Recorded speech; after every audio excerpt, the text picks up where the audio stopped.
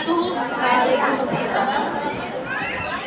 إن الحمد لله نحمده ونستعينه ونستغفره ونعوذ بالله من شرور أنفسنا ومن سيئات أعمالنا. من يهده الله فلا مضل له ومن يضلل فلا هادي له. أشهد أن لا إله إلا الله وأشهد أن محمدا عبده ورسوله. أما بعد، أعوذ بالله من الشيطان الرجيم. بسم الله الرحمن الرحیم. وَإِذَا الْمَوْءُودَةُ سُئِلَتْ بِأَيِّ ذَنبٍ قُتِلَتْ. میری عزیز اساتذہ اکرام اور میری پیاری ماں اور بہنوں، آج میں آپ لوگوں کے سامنے ایک بہت ہی اہم اور حساس موضوع کی طرف مبذول کرانا چاہتی ہوں، کیونکہ اس موضوع کو بیان کرنے کی سخت ضرورت محسوس کی جا رہی ہے. میرا موضوع چکن ہے، آج بھی ذرا محافظ، بس یہی اسلام ہے. مانگتی ہے مغربی تہذیب سے تو روشنی، مانگتی ہے مغربی تہذیب سے تو روشنی، ظلمت شب سے نہیں ممکن اجالے کا حصول. تو چراغ کھانا تھی اب رونق محفل ہوئی، تو چراغ کھانا تھی اب رونق محفل ہوئی، دیکھے گوہر کر لیے تو نے حج کرے سے قبول. عزیز سامیات، اسلام نے عورت کو عزت کا احترام کا مقام دیا، خواہ وہ ماں ہو یا بیٹی، بہن ہو یا بیوی. عورت ایک کریم النفس صنف ہے، اس لیے اسے اپنی کرامت پر برقرار رہنا چاہیے. اس کی ذات ایک شریف الطبع ہے، اس لیے اسے اپنی شرافت پر برقرار رہنا چاہیے اور عزت و شرف کو ہاتھ سے نہیں جانے دینا چاہیے. عورت ہی حیات انسانی کا وہ قیمتی سرمایہ ہے جسے معاشرے میں اہمیت حاصل رہی ہے. مگر کسی معاشرے نے عورت کو جانور سے بھی کم تر درجہ دیا تو کسی نے مردوں کے اوپری درجے کا حامل قرار دیا. اسلام میں صنف ناطق کو اپنی خاص عنایت کی ہے. اسلام سے پہلے عورت کا کوئی خاص مقام نہ تھا. مشرق میں عورت مرد کے دامن تقدس کا تھا تو روموں میں گھر کا سادہ سمجھی جاتی تھی. یونان میں اسے شیطان تو یہودیوں کے ہاں اپنی لعنت سمجھا گیا. عیسائیت میں اسے چمن انسانیت کا قاعدہ سمجھا جاتا رہا. ہندو سماج میں شوہر کے مرنے پر عورت کو بسمتہ شوہر کے ساتھ زندہ جلا دیا جاتا تھا. لیکن اسلام کا نقطہ نظر ان سب سے جدا گانا ہے.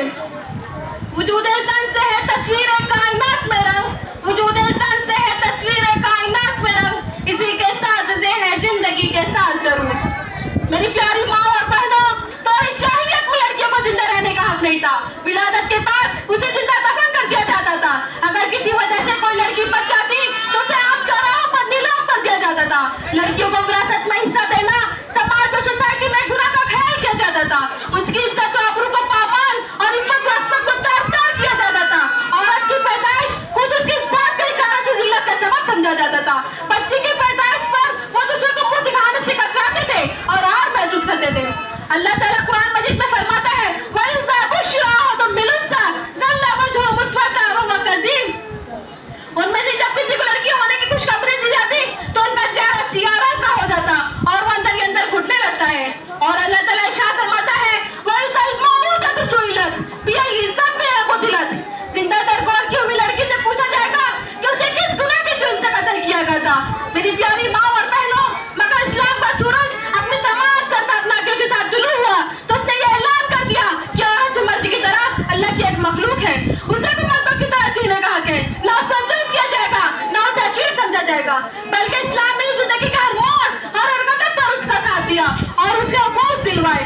اسے ذلت و پستی سے نکال کر عزت و شرافت کے بام عروج پر پہنچا دیا. اسے زندگی کے ہر مرحلے میں عزت و اطمینان سے زندگی گزارنے کا پورا حق دیا، خواب اپنی پیدائش ہو یا خان کی زندگی میں.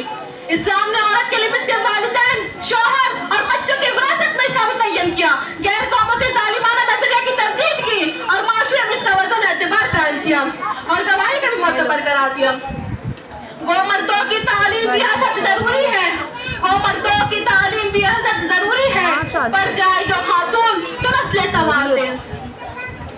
عزیز سامیات، نبی صلی اللہ علیہ وسلم کی دعوت توحید پر سب سے پہلے لبیک کہنے والی ایک عورت ہی تھی اور عمر بن خطاب رضی اللہ عنہ کے دل پر اسلام کا سکہ جمانے والی ان کی بہن فاطمہ رضی اللہ عنہا بھی ایک عورت ہی تھی. اور نبی کریم صلی اللہ علیہ وسلم کے عہد مبارک میں خواتین اسلام جہاد میں شریک ہوا کرتے تھے. وہ سپاہیوں کو پانی پلاتی اور زخموں کی مرہم پٹی کیا کرتی تھی اور دعوت دین کی نشر و اشاعت میں عورتوں نے بڑھ چڑھ کر حصہ لیا اور اس کی خاطر ہر طرح کی مصیبتیں برداشت کی اور قربانیاں دی. کیا تاریخ سمیہ، خدیجہ، بی فاطمہ کو بھول سکتی ہے؟ تاریخ اسلام کا مطالعہ کرے تو معلوم ہوگا کہ اسلام کے فروغ میں خواتین کا کیا کردار رہا اور اس کے بعد اور کس طرح انہوں نے اپنے رشتے ناتوں کو اللہ کے انہیں قربان کر دیا. مگر اعلاء کلمت اللہ کے فریضے کی ادائیگی میں مردوں کے شانہ بشانہ رہے. اس کے برعکس موجودہ دور میں عورتوں کا رجحان بالکل تبدیل ہو چکا ہے.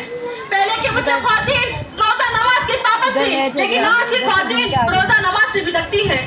پہلے کی خواتین پردہ ہے کہ جوان سے آراستہ تھی، لیکن آج پردے کی بوجھ اور قید بند کی علامت تصور کر رہی ہے.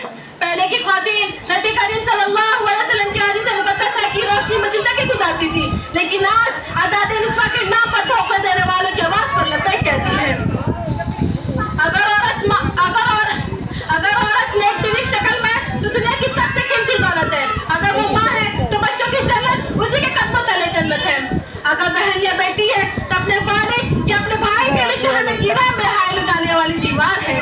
اور نبی کریم صلی اللہ علیہ وسلم نے اس کی قدر قیمت میں الفاظ نے فرمایا: الدنیا متاع وخیر متاع الدنیا المرأة الصالحة. دنیا پوری دنیا فائدے کا سامان ہے اور دنیا کا سب سے بہترین سامان نیک عورت ہے. عزیز سامعین، غرض یہ کہ اسلام نے عورت کو خود وسیع دینی، تعلیمی اور معاشرتی اور اخلاقی حقوق عطا کیے. اس کی مثال کسی بھی سیاسی یا معاشرتی نظام میں نہیں ملتی. اور تاریخ و سیرت کی کتابیں دیکھنے سے معلوم ہوتا ہے کہ عہد نبوی صلی اللہ علیہ وسلم میں خواتین اسلام کسی بھی میدان میں پیچھے نہیں رہتی اور انہیں مثالی خواتین نے گھریلو ذمہ داری کے ادائیگی کے ساتھ ساتھ مختلف میدان میں اپنے گہرے نفوذ چھوڑے اور تاریخ پر گہرے اثرات مرتب کیے.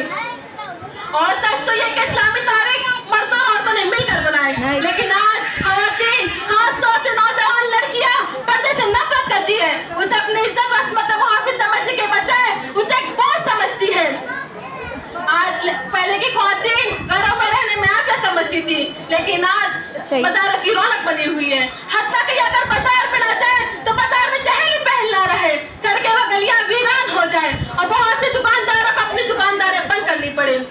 پہلے کی خواتین عبادت کی دلدادہ تھی، لیکن آج کی خواتین دنیا پرستی میں مست ہو کر اللہ کے یوم آخرت کو بھول چکی ہے.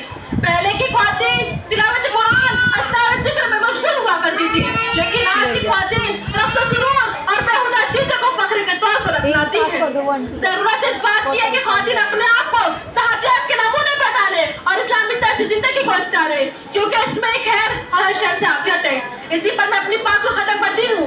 آخر میں اللہ رب العالمین سے دعا ہے کہ اللہ تعالیٰ ہم تمام خواتین کو جلیل القدر صحابیات کے نقش قدم پر چلنے کی توفیق عطا فرمائے، آمین. اور کہنے سننے سے زیادہ عمل کرنے کی توفیق عطا فرمائے، آمین ثم آمین.